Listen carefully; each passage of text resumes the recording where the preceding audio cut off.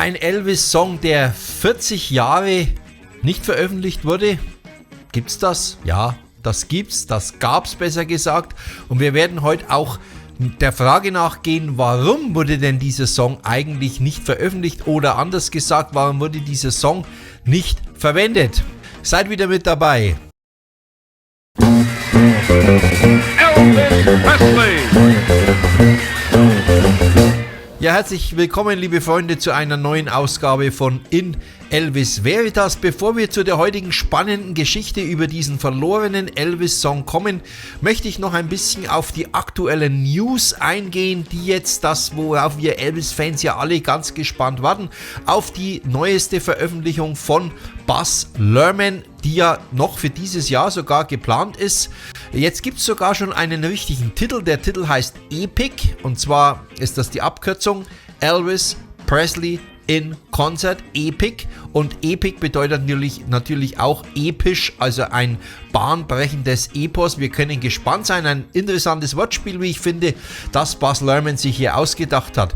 Er hat neue Informationen rausgegeben über die Produktion und wir haben jetzt auch ein bisschen Licht ins Dunkel bekommen, was denn eigentlich für Material verwendet werden wird, aber hören wir Baz Luhrmann selber mal zu.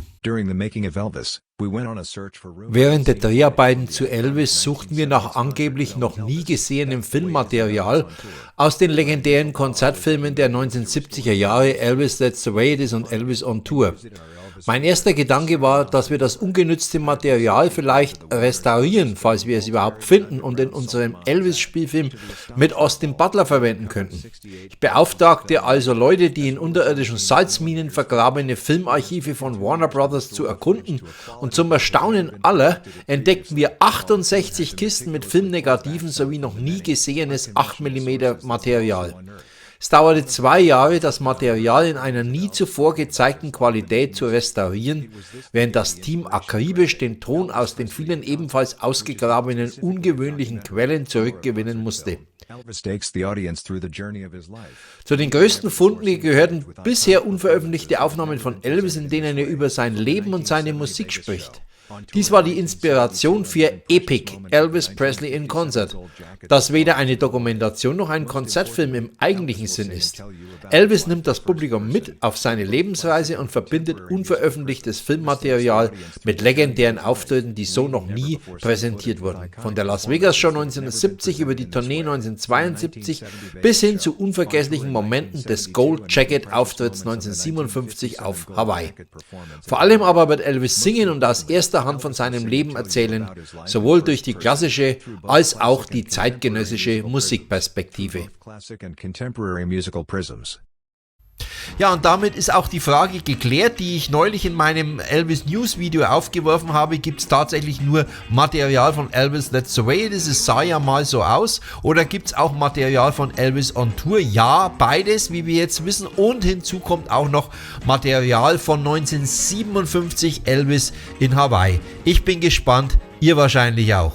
Bevor wir jetzt aber zur heutigen Show, zum heutigen Hauptthema kommen, möchte ich euch alle zurück begrüßen, die Stammabonnenten, ihr wisst, was jetzt kommt, und wer neu auf dem Kanal ist, ich mache es ganz kurz, ein Gefällt mir und ein Abo würde mich sehr freuen, das trägt zur Weiterverbreitung dieses Kanals bei. In Elvis Veritas, der internationale Elvis-Fan-Kanal in deutscher Sprache mit englischen Untertiteln, und ich bin Gerd, der euch heute wieder durchs Programm führt.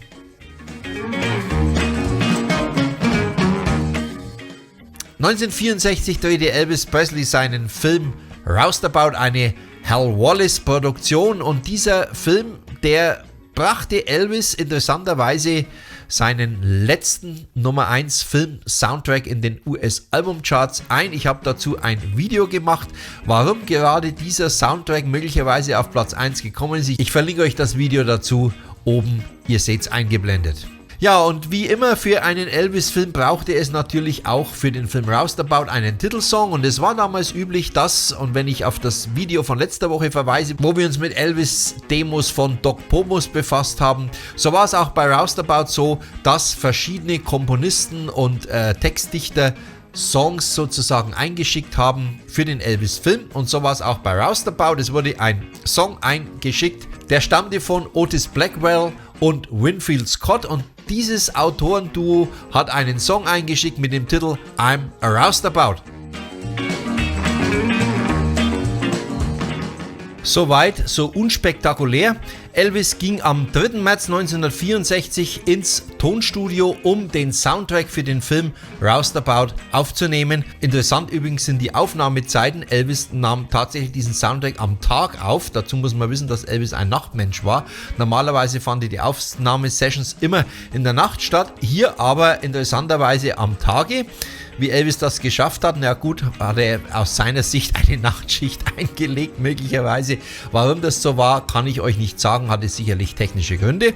Aber Elvis war ja hier auch beruflich da und musste sich möglicherweise der Aufnahmezeit beugen. Aber das ist jetzt eigentlich gar nicht unser Thema, das wollte ich nur am Rande erwähnt haben.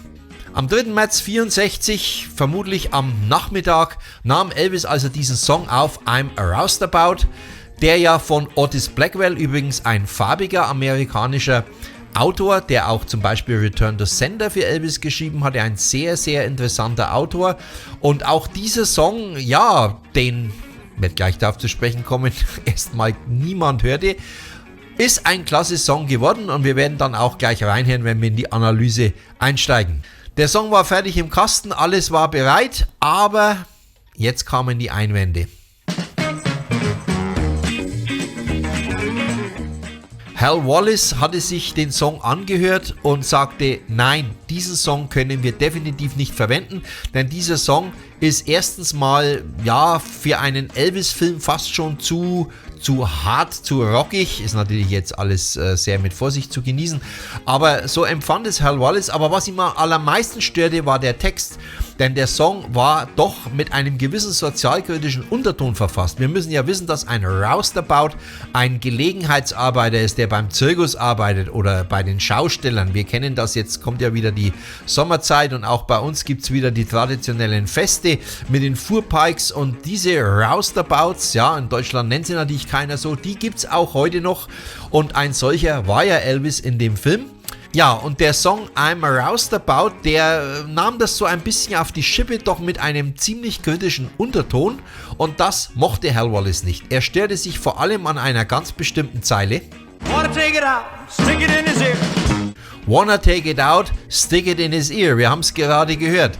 Ja, ich will es herausnehmen, will es ihm ins Ohr stecken. Ja, das empfand man als zu aggressiv. Heute schmunzeln wir über sowas, aber wir dürfen nicht vergessen, die Elvis-Filme waren Familienfilme. Die waren auch als solche gedacht. Und in den 1960er Jahren war das Level dessen, was man erträgt im Rahmen eines Familienfilms, noch etwas anders, als das heute der Fall ist. Und so gesehen empfand man das als zu hart, zu aggressiv. Also Elvis steckt niemandem irgendwas ins Ohr rein, das muss raus. Folgedessen wurde der ganze Song gekapert. Er kam raus, man mochte ihn nicht, vor allem eben wie gesagt wegen des Textes. Ja, wovon handelt denn der Song eigentlich? Es ist so ein Dialog. Elvis zitiert sozusagen in dem Song immer seinen Chef, seinen Vorgesetzten, der ihm immer sagt, was er zu tun und zu lassen hat. Und er flechtet dann immer ein, was er dann so drüber denkt. Was dann immer so ein bisschen Frustration mündet, aber ich bin ja nur ein Hilfsarbeiter, ich darf mich nicht aufregen, ich muss das machen und so weiter. Also der Song hat einen etwas leicht aggressiv negativen Touch. Da heißt es zum Beispiel: Bring it in, bring it out. When I'm slow, boy shouts, getting awful tired, running in and out. But it's too bad, I can't get mad, 'cause I'm aroused about. Also er wird immer angetrieben, bring es rein, bring es wieder raus. Wenn ich langsam bin, dann schreit er schon. Ich werde furchtbar müde, aber ich darf nicht verrückt werden, ich darf mir nichts anmerken lassen, denn ich bin ja nur ein Hilfsarbeiter. Also so ein bisschen an diesem Beispiel mal gezeigt, warum man diesen Song nicht mochte. Und er verschwand sozusagen in den Archiven und man entschied sich, einen anderen Song aufzunehmen. Der Song hieß Roustabout. Es war eine Giant Bomb Kay-Produktion, die ja auch viele Songs für Elvis-Filme geschrieben haben. Und dieser Song, wir kennen ihn alle, er ist ganz brav, er ist ganz anständig. Ja, I'm just a roustabout und so, ich bin ein glücklicher Mensch, ein Hilfsarbeiter. Ja, also eigentlich ein ganz anderer Duktus und das fand man besser passend für einen Elvis-Film, für einen Elvis-Familienfilm, wie es Roustabout einer war. I'm just a roustabout. Ja, was wurde aber nun aus diesem Song?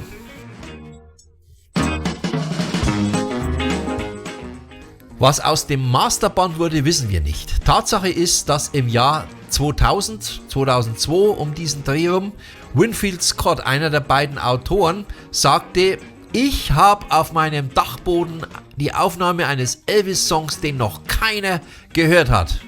Ja, und das war natürlich eine Sensation und vor allem bei RCA, Sony, BMG wurde man sehr nervös und man sagte, Mensch, was hast du denn da? Vor allem Ernst Michael Jürgensen, der ja damals schon den Elvis-Katalog betreute, wollte unbedingt wissen, um was es sich handelt. Ja, und was hatte Winfield Scott auf seinem Dachboden gefunden?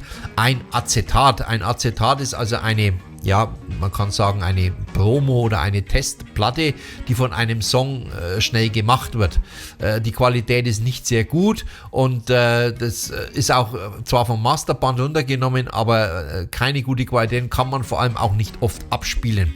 Aber Winfield Scott stellte RCA dieses Acetat zur Verfügung. Was es gekostet hat, wäre ja mal spannend herauszufinden. Vielleicht wisst ihr was drüber, schreibt es in die Kommentare.